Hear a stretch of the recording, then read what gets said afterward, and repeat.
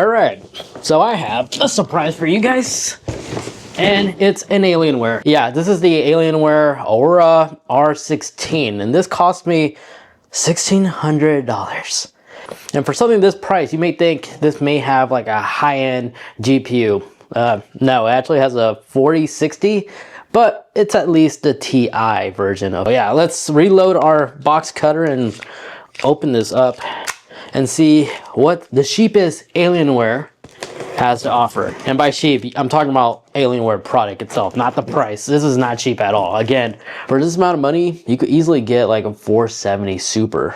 But this one I purchased out of pocket just because I was curious and I have plans for this computer in the long run. So a thing that's already pretty different is the unboxing experience. You got Alienware stickers, thank you card, nonsense stuff, and of course Alienware's Dell. So we have Dell peripherals, which is extremely generic and cheap, things you will find like in an HR office. And then the Wi-Fi antenna, a very thin 18 gauge power cable, and a very cheap Dell mouse. So peripherals is very generic. But here is the Dell. First impressions, this is plastic. This is not at all glass, which is very disappointing, but I need to set this box down. It's pretty light though for a pre-build. Everything seems to be protected with this foam material. This hard plastic, I am not liking the quality, but this thing is tiny. So the objective in today's video is not only measure it, but we're also going to take this computer somewhat apart and see what kind of internal components it has, as well as see how it performs in terms of modern day gaming. It's about 17 inches long, it's about 16 and a half tall, and about 8 inches wide. Let's start peeling this off. Yeah, there we go. So to be honest, I'm not a huge fan how the internal is packed, as it doesn't have like the airbag that most pre-built PC desktops have, so this is kind of concerning. Yes, it came with a lot of styrofoam, but there's only so much styrofoam can do, especially when it comes to internal stuff. This is interesting. A lot of peeling. It is using Intel's 14th gen i7 processor, which for this price, I believe it should have, in my opinion, came with at least an i9. And we have 16 gigabytes of RAM. And on Dell's website, I'm sure you could spec it out even more. But here's the computer in all its glory. And taking a look at the back, you do have a lot of audio port options. Even has an optical audio port, a lot of USB-A ports, including the 3.2 Gen 1s and 2 USB-C ports, your Wi-Fi antennas, the graphics card, and the power supply, which does not have a little switch to turn it off. And on the top here, I don't see any dust guards, but we'll take a look at it more as soon as we take it apart. And this is plastic. This is not glass, but it does have a cool honeycomb design on the side. So my only concern with these type of pre-built Alienwares, they look cool, but oh, that was close. But if they're anything like in the past, yeah, see, it's very like old school pre-built office-based PCs. These are the builds that you just want to buy because you're unlikely to be very hands-on and like upgrades and stuff like that. Because already, by the looks of things, this is using a proprietary motherboard. In other words, this is Dell's motherboard. You can't take this out if it breaks over time and replace it with something else. So upgrading internal components it's gonna be a little bit challenging. And then if you continue looking, you do have green RAM sticks, unfortunately, not the RGB ones, and no additional slots to add a total of like 4. But you do have 2 slots right here for your M.2 SSDs if you like to upgrade those. That looks doable. But looking down here, you can see that it's using a Dell-based power supply. It's not using the universal standard for PSUs. But the good news is you do have slots down here for your HDDs right here if you like to upgrade your hard drives. And they have custom airflow tunnels to keep this PC cool. So even though on top it is liquid cool, as you notice, it's using Alienware, pretty big, so it should provide a good amount of cooling, especially with this 240mm radiator. The arrows are pointing upwards, so it's an exhaust. There is a rear fan right here, which is kind of interesting. It has an external cage, so it makes upgrading it a little bit challenging. And it looks like we're using a Dell version based RTX of the 4060 Ti. And right next to that, you have all the industrial ping color cables. And the VRMs, they don't look like they have heat sinks, so that's a little bit concerning. Taking the side panels off. Very simple wire management, pretty good. I do like these little hooks. You don't have to use zip ties or anything, although they are using some. But in terms of like dust guards or dust filters, it doesn't look like it has anything good. And then on the bottom, there's like absolutely no fans. But something I almost failed to mention is in the front, you do have additional I/O ports, as you have access to another headphone jack, 3 USBs, and a USB-C down here. And then of course the Alienware logo, which is your power on and off button. But now, before I turn on this PC, I do want to take out the power supply and see what kind of power supply Alienware provides. As this Alienware that you see in front of us is their retail version, because I know on their website you can actually order a custom made one, but this is one that they just sell in the store. Oh man, you have to remove a lot of things just to get to it. Well, the cool thing is there is no GPU sag, because here's the power supply. There's a bracket right here that actually holds the GPU stable. Even back here, there's another plate. So there's literally no GPU sag whatsoever. And then it all just comes out like that. Okay, it's a Dell power supply. It's 80 plus platinum. And this is 115 volt, which converted, this is only a 575 rated power supply. So if you like to upgrade this GPU in the future, not only is space pretty limited in here, so it will block airflow unless you remove this little bracket. But since we're using one of these Dell power supply, the pins and stuff, they have to be modified. So makes future repairs very difficult. Already, I'm not a huge fan of this, unless you know what you're getting yourself into. So again, future upgrades or future repairs will be my major concern with these type of pre-built Dell gaming PCs. In terms of RAM, these RAM sticks are DDR5, 8 gigabytes each. But now we have the PC all put together. It instantly turns on for some weird reason. I haven't even hit the power button yet. Let's power this on and see how the airflow looks like.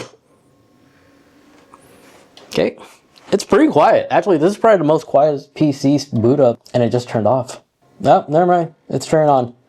I have a feeling it's turning off because there's no HDMI connected to it.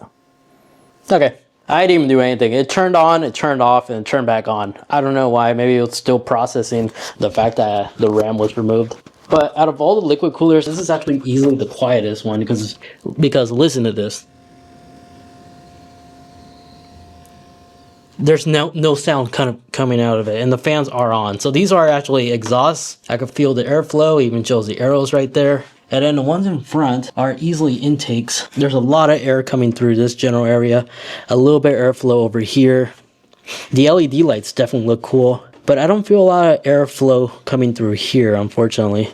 So in total, it only has 1, 2, 3, 4 fans.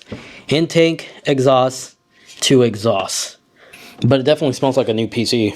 It smells like a Dell. Let's go ahead and put this all back together and see what kind of performance numbers we get from playing games and what kind of Cinebench scores we could score from its GPU and CPU. And here are those scores. On Cinebench 2024, the GPU scored actually 11,389. On the multi-core CPU, it scored 1,053, and on the single core, it scored 117, with a mixed ratio, MP ratio of 9.01. And then when it comes to 1080p gaming, both Fortnite and Apex, thanks to the 4060 Ti, this computer was running those two games happily well over 100 FPS. 150 on Fortnite on average, and 144 on average for Apex. And then on Cyberpunk, with ultra settings, easily was achieving 122 on average when running the Geekbench score on that game.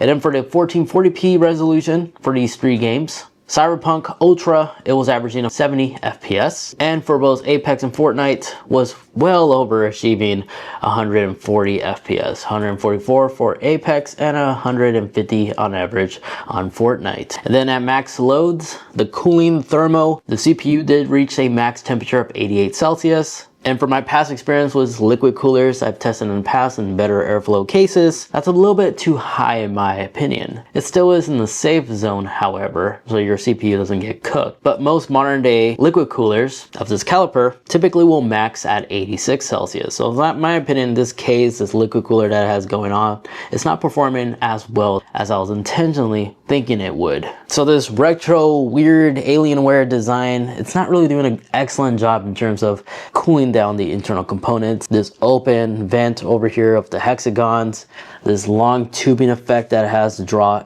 cool air in, isn't really doing an excellent job in my opinion. And the only exhaust fan, the single exhaust fan in the back here, is solely doing all the heavy lifting, because the top ones, I could barely feel any airflow coming out of there. So since this PC cost me $1,700, but $1,600 if you don't include taxes and such, I did took the liberty and go on PC Part Picker to build an equivalent build with very similar specs like this one, and the grand total came out to be $1,300. Not including Windows OS, of course, but there's some websites you could go on and you could get a Windows key for just $20. But in this build, I picked the same processor, same Intel as this one, but for a liquid cooler, I went with a Cooler Master, an ASRock motherboard with built-in Wi-Fi 6, just like this one. And I did decide to upgrade the RAM because the build that we have here is 32 gigabytes of DDR5 RAM, because 16 gigs of DDR5 is pretty brutal, especially where modern day games, 16 gigs is basically the bare minimum requirement. And the last thing I like to do is have my RAMs running at 100% all the time. And then I did included a 1 terabyte M.2 SSD, and for a GPU we went with the Asus Dual 4060 Ti, a 16 gigabyte VRAM graphics card. And for Tower, I selected the Corsair 4000D for the maximum airflow for its value. And then for a PSU, since this is using a wimpy 500, I even had enough money to upgrade it to something more proper, suited for something like this, and that is the Cooler Master XG750 Plus 750 watt, also platinum certified, fully modular power supply. And that still is much cheaper than this Dell, which is primarily using proprietary parts. And that case that we featured actually has dust filters, because this doesn't. So this requires a little bit more maintenance, and if you're careless, I'm sure you can see your internal components starting to bake if it starts getting clogged up. So in conclusion, even if this PC goes on sale for $1,300, this is a ripoff. With this Alienware, internally it's a Dell, as it's clearly using all Dell in-house parts. They could have easily made this into a really great deal if this was around low $1,100, because with the name Alienware, somebody who's not tech savvy or they don't know much about PC gaming may look at this Alienware and thinking, that's it, that's all they ever need, they don't have to worry about anything else. And they will definitely accomplish this. But when you have pre-built computers out there from like iBuyPower or CyberPower PC, they have better internal components and also allow it to be repairable in the future, as well as upgradable. Not sure why the LEDs are turning on and off. So unless you could get like a killer deal on this thing, I would recommend staying away from Alienware until they do a better job in terms of their pricing. They'll definitely get the job done, but with a retail price of $1,600, you could get a better spec'd out PC, but with a 4070 RTX. So there you guys have it. That is the ins and outs of the latest generation R16. Let me know in the comments, what do you think about this machine? And if you have a suggestion on another PC for us to take a look at that you believe is an excellent value, feel free to comment down below. I'm always looking, and I'm also quite curious what's inside those machines are for sale in retail stores. Thank you so much for watching.